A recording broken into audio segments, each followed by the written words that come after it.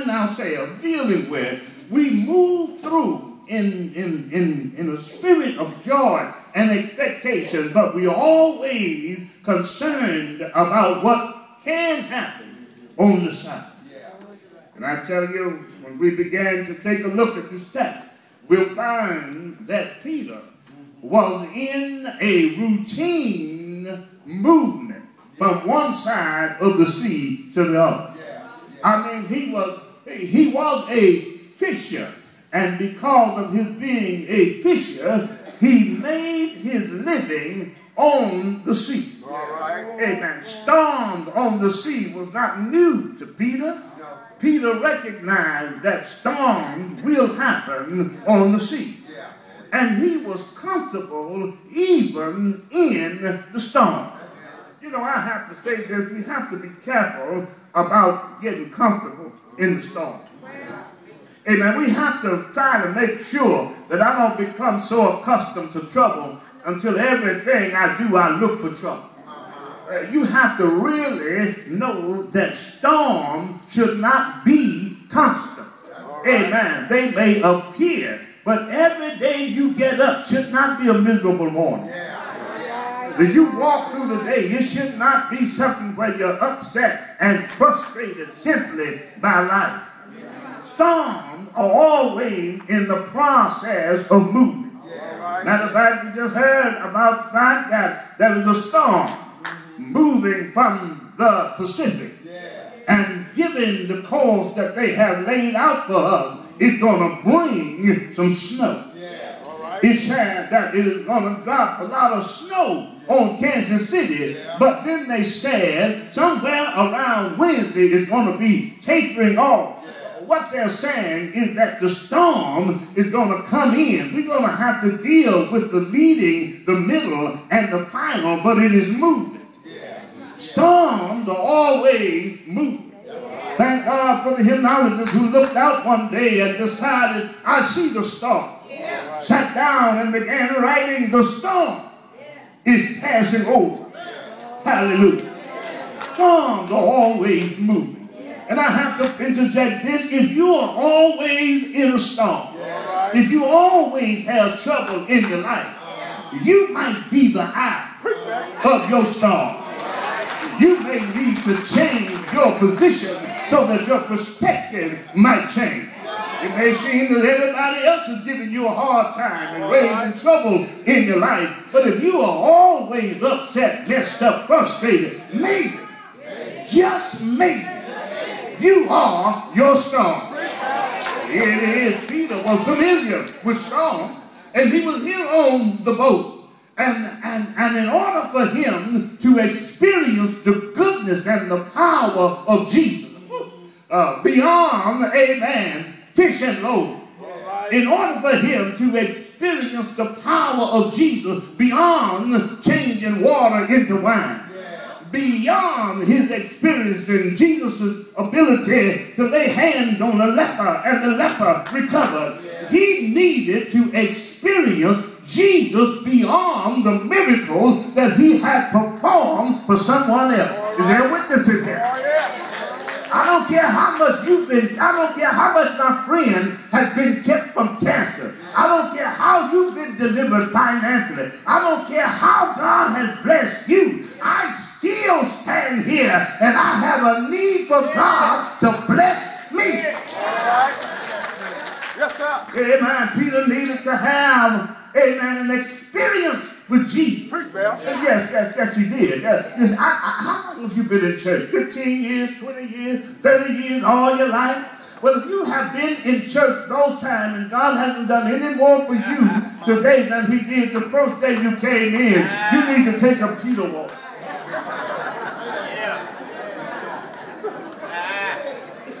Yes, you need to be involved with having God do more for you than just wake you up in the morning. And maybe it'll be a good thing to ask God, so Lord, you've done so much for me. What can I do for you today? Peter needed to experience God. But one thing that Peter needed to have was he needed to come out of his comfort zone in the boat. He needed to say something. He needed to get out of the boat. Sometimes we become so religiously comfortable until we are the biggest problem that God faces in church. All right, all right.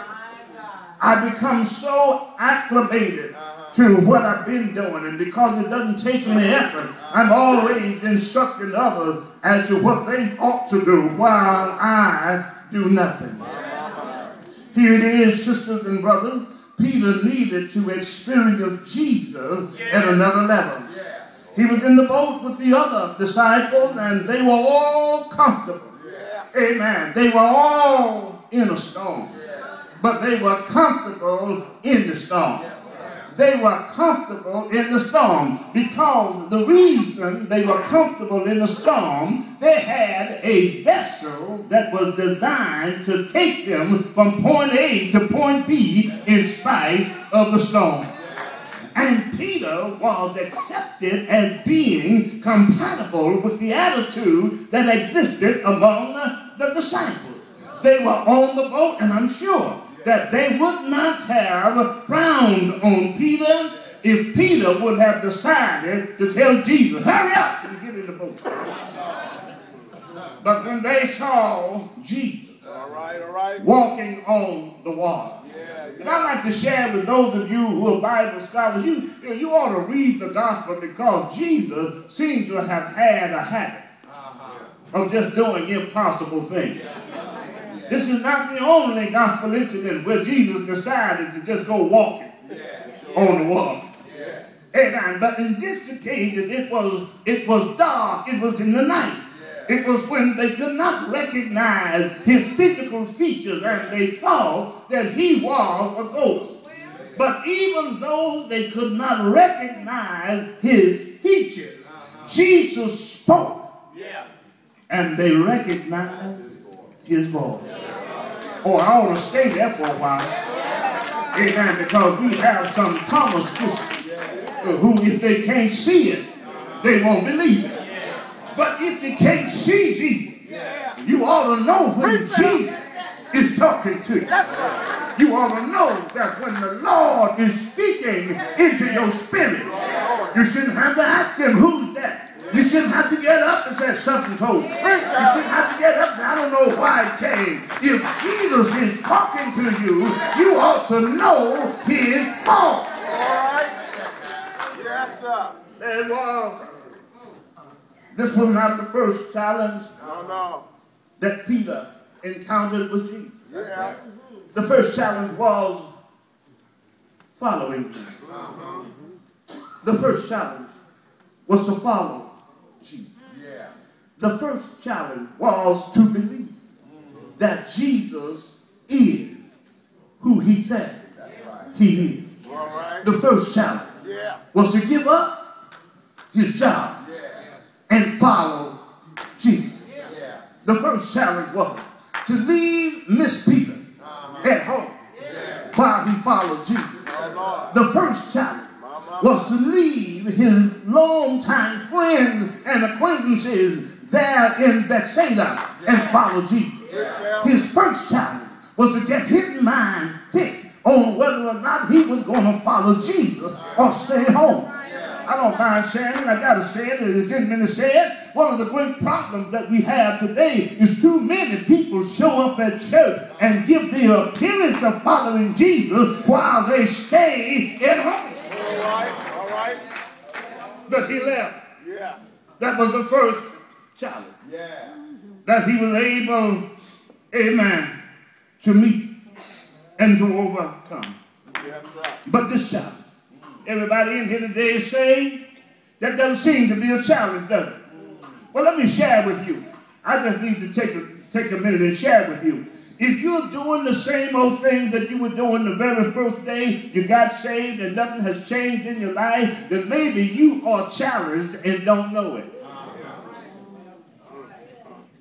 There are some things that the Bible promised those of us who are believers. Amen. The Bible promises us manna. Amen. For every aspect of our lives. Should I say that again? God promised never to leave us, neither to forsake us. sir. Somebody called him the bread of life. Somebody said he's a